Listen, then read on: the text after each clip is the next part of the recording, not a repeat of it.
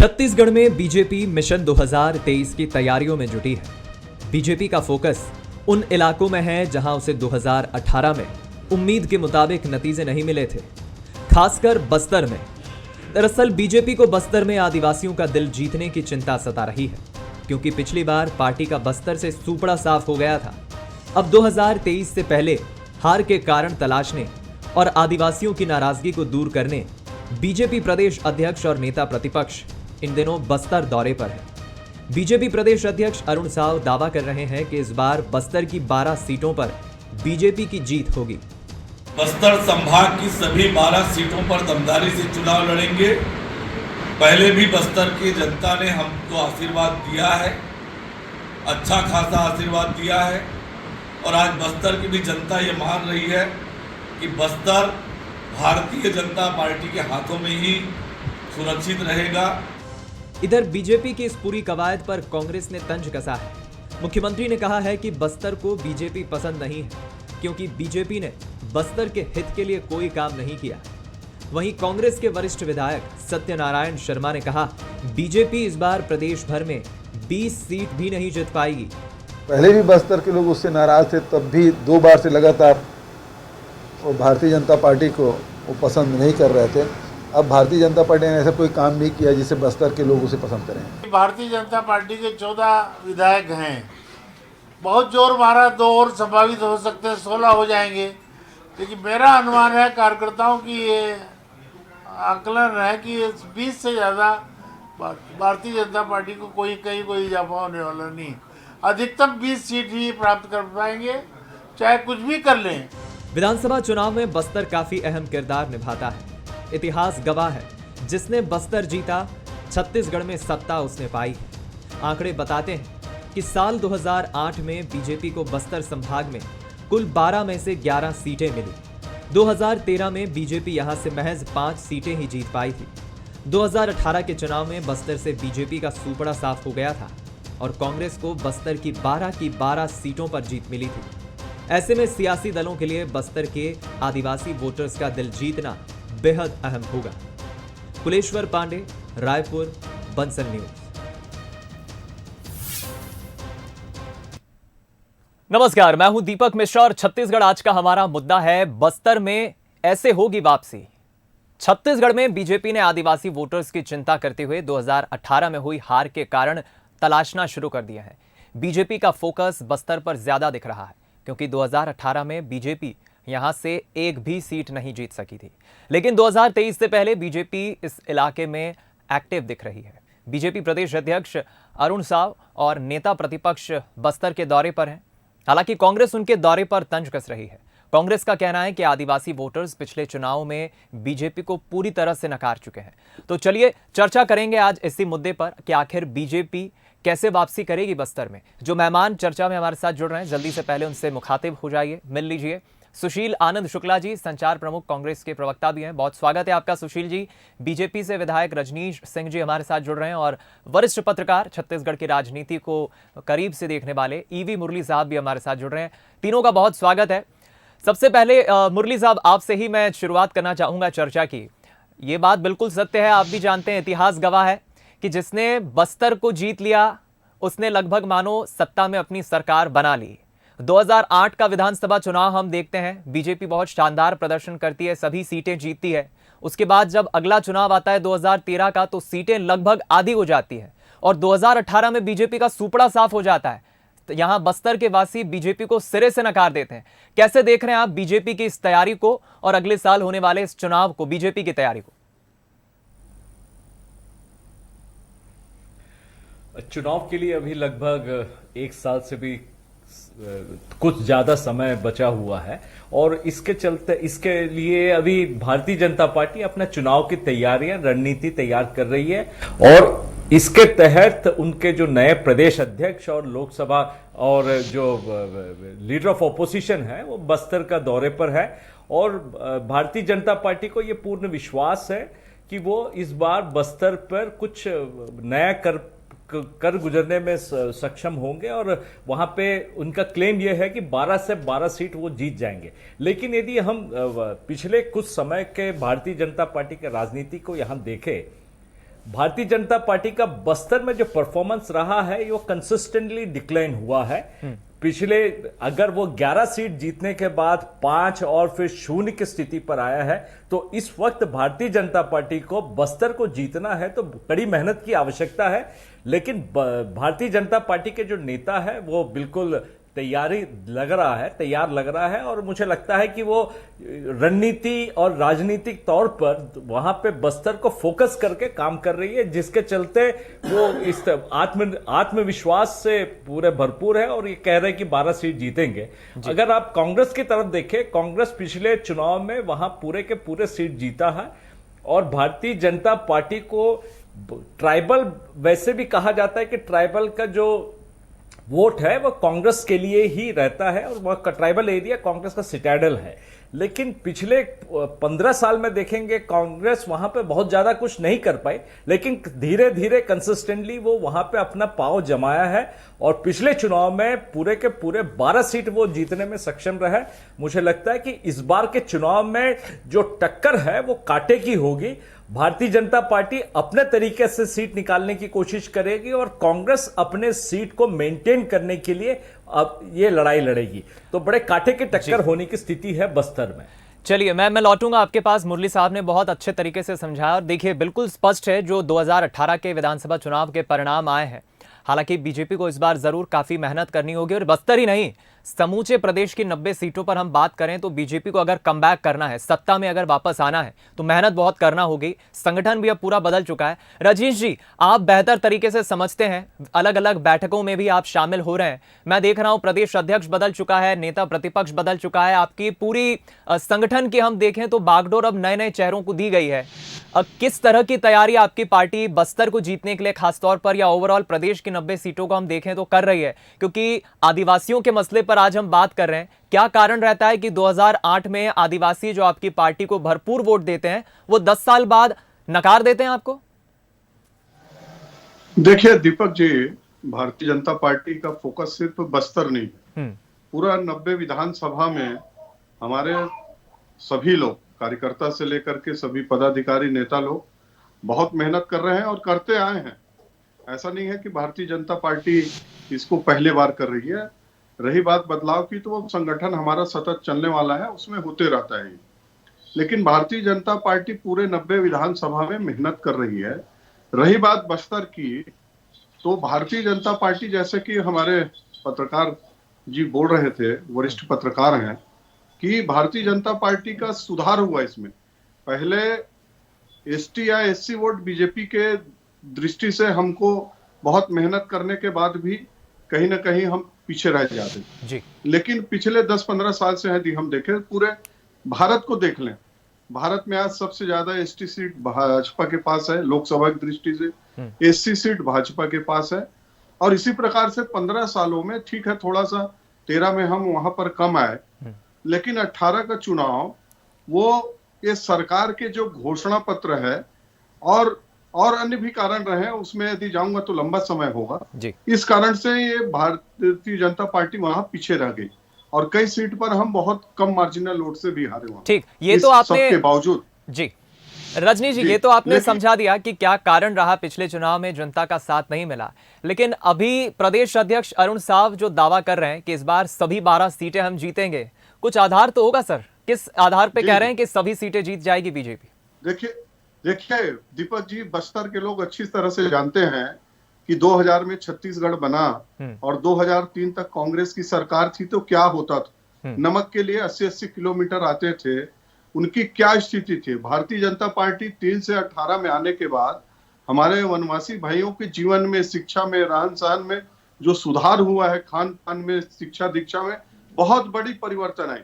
और ये सरकार जो बहुत बड़े वादा करके कसम खा के आई थी, इन 4 सालों में बस्तर की जनता ने देख लिया कि सभी वादों में फेल हैं और अब तो उस वादे को छोड़िए, उस वादे को नकारने में लगे हैं कि हमने ऐसा कभी बोला ही नहीं है। यानी कभी जनता का रजनीश जी, कांग्रेस जो दावा करती है कि हमने आदिवासियों के लिए उत्थान किया है, अच्छा काम किया है, नकार रहे हैं आप इसे?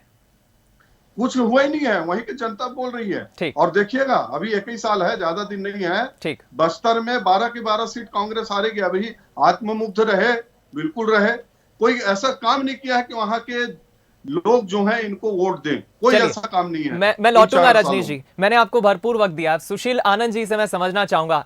सुशील जी, आपने रजनीश जी की बात को विस्तार पूर्वक सुना और बहुत अच्छी बात है कि उन्होंने कारणों को भी गिनाया कि क्या कारण रहा बीजेपी को वहां पर उस तरह का जीत का आधार नहीं मिल सका बस्तर से। लेकिन तैयारियां तो जोर शोर से चल रही है। आपकी सरकार सत्ता में है इस वक्त, आपकी पार्टी, आपकी सरकार है। रजनीश जी तो दावा कर रहे हैं कि आपने आदिवासियों के लिए कुछ नहीं किया और इस बार बस्तर की सभी सीटें बीजेपी जीत रही है। क्या कहेंगे? अब देखिए दीपक जी, ये भारतीय जनता पार्टी का मुगालता है। भारतीय जनता पार्टी मुझे नहीं लगता कि बस्तर में एक भी सीट जीत पाएगी। उसका एक बड़ा कारण है, पिछले 15 साल में बस्तर के लोगों ने भारतीय जनता पार्टी के शोषण के दौर को देखा है। बस्तर के लोगों ने देखा है कि किस प्रकार से वो सुरक्षा बल और नक्सलियों के बीच दो पार्टों में वहाँ के लोग पिस रहे थे। बस्तर के लोगों के लोकतांत्रिक अधिकारों को भारतीय जनता पार्टी ने हनन करके रखा था। बस्तर के आदिवासियों की ज़मीनें, जब नियम है 2013 के भू अधिग्रहण कानून में कि जिनकी ज़मीनें यदि वहाँ पे संयंत्र नहीं लगेगा वापस किया जाएगा। भारतीय जनता पार्टी की सरकार ने जबरिया लैंड बैंक बना के रखा था। 4.5 लाख से अधिक वन अधिकार पट्टों को इन्होंने लंबित रखा था। हजारों आदिवासियों को जेल के सीखोटों में बंद करके रखे थे। ये तमाम कारण थे जिसके कारण भारतीय जनता पार्टी का बस्तर में पूरी तरीके से सफाया हुआ। 15 साल के कुशासन के बाद बस्तर के लोगों को ऐसा लगा कि उनकी सरकार आई है जो उनके दुख दर्द को समझती है। 15 साल बाद बस्तर के लोगों को ऐसा महसूस हुआ कि एक ऐसा मुख्यमंत्री आया है जो संवेदनापूर्वक उनकी सरकार को उनके उनके उनके उनके घावों पे मरहम लगाने की क्षमता रखता है, मरहम लगा रहा है। देखिए, जिस प्रकार से हमारी सरकार बनने के बाद सबसे पहले बस्तर के आदिवासियों की जो जमीनें वापस की गई, उसके कारण वहाँ पर एक विश्वास पैदा हुआ और उसी विश्वास, विकास और सुरक्षा के कारण जो सरकार के प्रति लोगों का भरोसा बढ़ा, उसी का कारण है कि आज बस्तर में नक्सलवादी घटनाओं में 80% की कमी आई है। हमारी सरकार ने बस्तर के लोगों के विकास के लिए जो उनकी रोजी रोटी का जो सबसे बड़ा साधन था, तेंदू पत्ता, जिसको इनके समय में 2500 रुपये दिया जाता था, हमारी सरकार ने 4000 किया। बस्तर विकास का प्राधिकरण का अध्यक्ष डॉक्टर रमन सिंह जी 15 साल तक थे। हमारी सरकार ने वहाँ के आदिवासी विधायक को बनाया और इस चीज़ को सुनिश्चित किया कि उनके विकास के बारे में नीति वो बनाएंगे। हमारी सरकार ने बस्तर के लोगों को 4.5 लाख वन अधिकार पट्टों को फिर से देने का काम शुरू किया। हमारी सरकार ने बस्तर के लोगों का जो सबसे प्रमुख आय का दूसरा साधन होता है लघु वनोपज, इनकी सरकार के समय मात्र 7 लघु वनोपज खरीदे जाते थे। आज 65 से अधिक लघु वनोपज की समर्थन मूल्य में खरीदी होती है, उनका वैल्यू एडिशन किया जाता है। बस्तर के लोग समृद्ध हो रहे हैं। बस्तर के युवाओं को नौकरी देने के लिए कनिष्ठ चयन बोर्ड का गठन किया गया। ये आदिवासी हित की क्या बात करेंगे, इन्होंने आदिवासियों का आरक्षण बढ़ाने का काम किया था। आज ही ननकी राम कंवर जी का जो कि हाई कोर्ट में जो रिवर्ट हो गया, आज ही ननकी राम कंवर जी की एक प्रेस कॉन्फ्रेंस हुई। इसमें उन्होंने कहा कि हमने आरक्षण बढ़ाने के लिए जो कमेटी के जिसके वो चेयरमैन थे, उस कमेटी की सिफारिशों को तत्कालीन मुख्यमंत्री को दिया था, लेकिन उसको हाई कोर्ट में नहीं प्रस्तुत किया गया। उसको यदि उस कमेटी की रिपोर्ट को हाई कोर्ट में प्रस्तुत किए होते तो आज आदिवासी भाइयों का आरक्षण जो 12% कम हुआ, कम नहीं होता। कहीं न कहीं भारतीय जनता पार्टी आदिवासियों की दोषी है और आदिवासी भाई इस चीज़ को समझते हैं। इनको अवसर दिया था 3 बार और यही कारण है कि आज छत्तीसगढ़ में आदिवासी सीटों में भारतीय जनता पार्टी मात्र 2 सीटों पर सिमटी हुई है और दोनों मैदानी इलाकों की सीट है। मैदानी इलाकों में कहीं कहीं थोड़ा बहुत ही बच गए थे, जो 14 में से मात्र 2 सीटें इनकी आदिवासी सीटों में आए हुए हैं। तो बस्तर के लोग आदिवासी भारतीय जनता पार्टी के इस वादा खिलाफी को समझते हैं। आज हमारी 300 स्कूलों को इन्होंने बंद किया था, बस्तर के 300 स्कूलों को बंद कर दिया था। हमारी सरकार आने के बाद न सिर्फ 300 स्कूलों को चालू किया गया, बल्कि स्वामी आत्मानंद स्कूल चालू किया गया। आज बस्तर का युवा, बस्तर के गरीब आदमी का बच्चा अंग्रेजी माध्यम की पढ़ाई करके अपनी बातों को सरकार अपने भविष्य को उज्जवल बना रहा है। तो क्या किया है आपने बस्तर में? दावा ठोक रहे हैं 12 सीटें। आज हजारों आदिवासियों को आपने बंद किया था, ऐसे धारा में बंद किया था जिसमें कि इतने साल बंद रहे, जितने दिन के जिसमें सजा हो जाए उतने दिन तक उनको जेल में नहीं जाना पड़ेगा। आपने जस्टिस पटनायक कमेटी बना के हमारी सरकार ने उन आदिवासियों की रिहाई का रास्ता साफ किया। आज बस्तर में विश्वास, विकास और सुरक्षा के नाम पे जो शांति की बहाली हो रही, बस्तर का जो विकास हो रहा है, चिराग योजना के नाम पे जो गांव-गांव में खुशहाली फैलाई जा रही है, तो उसके कारण आज बस्तर का आदिवासी हमारी सरकार से खुश है, हमारे मुख्यमंत्री से खुश है। हमारी सरकार मैं लौटूंगा सुशील जी, बस्तर के युवाओं को किस प्रकार से मुख्य धारा में लाया जाए, किस प्रकार से। रजनीश जी, आप गंभीरता से सुन रहे हैं सुशील जी की बातों को और मैं समझता हूं बड़े ही तथ्यों के साथ वो ये बता रहे हैं कि 4 साल में सरकार में आने के बाद कांग्रेस ने क्या कुछ काम, क्या कुछ उत्थान आदिवासियों का किया है, लेकिन आप सिरे से खारिज कर रहे हैं। अब क्या जवाब देंगे आप? दीपक जी, इन्होंने कहा कि 300 स्कूल बंद है, कोई इनका नेता आता है कहता है कि 2000 स्कूल बंद था। तो इनके पास सिर्फ बोलने के लिए है, जो जो चीजें गिना रहे थे कोई उसमें उपलब्धि नहीं बताए। हम कर रहे हैं, किया जा रहा है, युवाओं को रोजगार दिया जा रहा है। ये ऐसा नहीं होता है सुशील आनंद जी, आप इसमें तथ्य के साथ रखते ना। अरे कितने स्कूल खोले, कहाँ खोले, कितनी सड़क बनी, हम तो तथ्य के साथ रख रहे हैं, आपने क्या किया? सुनिए ना, अरे आपकी सेंट्रल गवर्नमेंट बोलती है कि 80% से अधिक नक्सलवादी घटनाओं में कमी आई है, हमारी उपलब्धि है। यदि हम भारत के द्वारा बंद किए वनाधिकार पट्टों को फिर से दे रहे थे, हमारी उपलब्धि है। यदि आप सिर्फ 7 वनोपद खरीदते थे, यदि हम आज 65 वनोपद खरीद रहे थे, हमारी उपलब्धि है। यदि आप 2500 रुपए देते थे तेंदुपत्ता का बोनस, हम 4000 रुपए दे रहे हैं उनका प्रतिमानक बोनस, ये हमारी उपलब्धि है। ये मुख्यमंत्री की संवेदनशीलता है कि आप बस्तर में गिनीज जैसे ब्रांड पैदा बन रहे हैं, जो देश दुनिया में बस्तर का नाम हो रहा है। जी यदि इंटरप्ट करेंगे तो मैं आपको करूंगा तो आपका भी मजा नहीं आएगा। आप बस्तर विकास प्राधिकरण बना दिए, विधायक को अध्यक्ष बना दिए, थोड़ा 4 साल में कितना पैसा दिया इसको तो बताओ। यदि आपके पास कोई आंकड़ा है तो कि नल जल के लिए इतना दिए, बिजली के लिए इतना दिए, रोड के लिए इतना दिए, शिक्षा के लिए कुछ नहीं किए हैं। और जो जमीन की बात कर रहे हैं 16,000 करोड़ रुपए हमने चिराग योजना में दे दिया, जो बस्तर विकास प्राधिकरण के माध्यम से खर्च हो रहा है। उन्हीं के पास थी, वहां पर कोई किसी का कब्जा नहीं था। कोई जमीन देने का ढोंग मत करिए। खुश हो रहा है। जमीन के किसान जो है वो जान रहे हैं। करिए कि आपने बस्तर का शोषण किया, स्वीकार करिए कि आपने बस्तर के आदिवासियों के उनके लोकतांत्रिक अधिकारों का दमन किया। अरे किस आधार पर बस्तर जीतने की बात? देखिए आप दोनों अगर बारी बारी से अपनी बात रखेंगे तो मैं समझता हूं बेहतर संवाद होगा।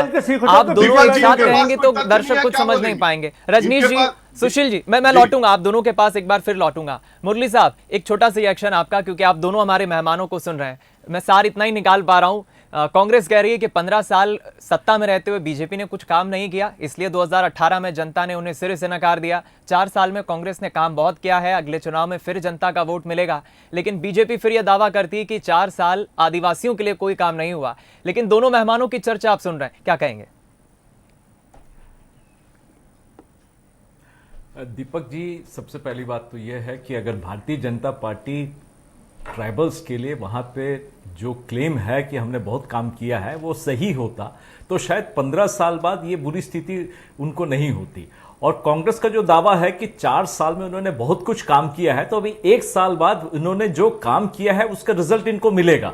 तो ये एक डिबेट का विषय पॉलिटिकल पार्टीज के लिए हो सकता है, लेकिन जो जनता है, जनता जो सही है वो जनता वहां पे जब वोट डालकर वो बताएंगे कि कांग्रेस ने काम किया है या नहीं किया है, या भारतीय जनता पार्टी ने जो काम किया था 15 साल में वो कांग्रेस से बेहतर काम किया था कि नहीं। तो हमको 1 साल और रुकने की जरूरत है। तो जो क्लेम और काउंटर क्लेम है ये तो पॉलिटिकल डिबेट्स में चलते रहेंगे, लेकिन हकीकत की जो बात है वो वहां की जनता बताएगी, बस्तर बताएगी कि भाई कौन सी पार्टी वहां काम किया है। यदि 4 साल में कांग्रेस ने काम किया है तो जिस तरह से एंटी इंकम्बेंसी दिख रहा है या होना चाहिए वो नहीं होगा। अगर नहीं है तो कांग्रेस के लिए बहुत बेहतर होगा, नहीं तो भारतीय जनता पार्टी का जो क्लेम है वो सही साबित हो जाएगी। चलिए रजनीश जी, मैं चाहूंगा बारी बारी से आप बात रखिए अपनी। आप कुछ सवाल उठा रहे थे, उसके बाद मैं सुशील जी आपको मौका दूंगा। मैंने दीपक जी ये कहा कि इन्होंने कहा कि हमने बस्तर विकास प्राधिकरण बना के वहीं के विधायक को बना दिया, फंडो एक को नहीं है, कोई काम दिख नहीं रहा है। और उसी प्रकार से सिर्फ ये बात कर रहे हैं कि हमने ये किया, ऐसा किया जा रहा है, रोजगार दिया जा रहा है। मैं उसको फैक्ट के साथ पूछ रहा हूं ना, उसके बाद मैं बताऊंगा। ये बड़े बड़े विज्ञापन देते हैं कि 5 लाख लोगों को रोजगार दिया, विधानसभा में प्रश्न आता है तो बोलते हैं कि 14,000 लोगों को रोजगार दिया। इसी प्रकार से जो बस्तर के आदिवासियों की जमीन की बात है, वो जमीन उन्हीं के पास थी, ये भ्रम फैलाया जा रहा है। अधिग्रहण उनके मर्जी से हुआ था, उनका पैसा मिला था, लेकिन उसमें काबिज वही थे, ये कोई वापस नहीं किए हैं, वो सब वहां के लोग जान रहे हैं। इसलिए चाहे कोई मुद्दा ले लीजिए, युवाओं का ले लीजिए, महिलाओं का ले लीजिए, नौकरी पेशा का ले लीजिए, श्रमिकों का ले लीजिए, क्या ये किए हैं। और ये एक विषय और जो हम इसमें जोड़ना चाहूंगा जी, कि 4 महीने के बाद तो लोकसभा चुनाव हुआ, क्यों ये बस्तर में इनकी इतनी पैठ है, इतना अच्छा काम कर रहे हैं, लोकसभा चुनाव में क्यों ये मुंह की खा गए? जब एसटी वर्ग भारतीय जनता पार्टी से नाराज है, इनसे बहुत खुश है, बहुत काम कर दिए इन्होंने, तो 4 महीने बाद लोकसभा में क्या हश्र हुआ? वो इनको आईना दिखा चुके हैं 4 महीने बाद ही। जवाब ले लेता हूं। 4 साल बाद तो इतनी सब लोग इतना अवसर खोज रहे हैं जी कि कब चुनाव आए तो इनको सबक सिखाएं। और मैं आज लगभग 1 साल पहले बोल रहा हूं, सुशील आनंद जी, आप आत्ममुग्ध रहिए, संतुष्ट रहिए, दम्भ में रहिए कि भारतीय जनता पार्टी ने कुछ सुशील जी किया। जवाब दे, मेरे पास समय की कमी है। रजनीश जी, मैं जवाब ले लेता हूं। सब लोग उसको याद कर रहे हैं। ठीक, सुशील जी। देखिए दीपक जी हम मातमुग्ध नहीं है।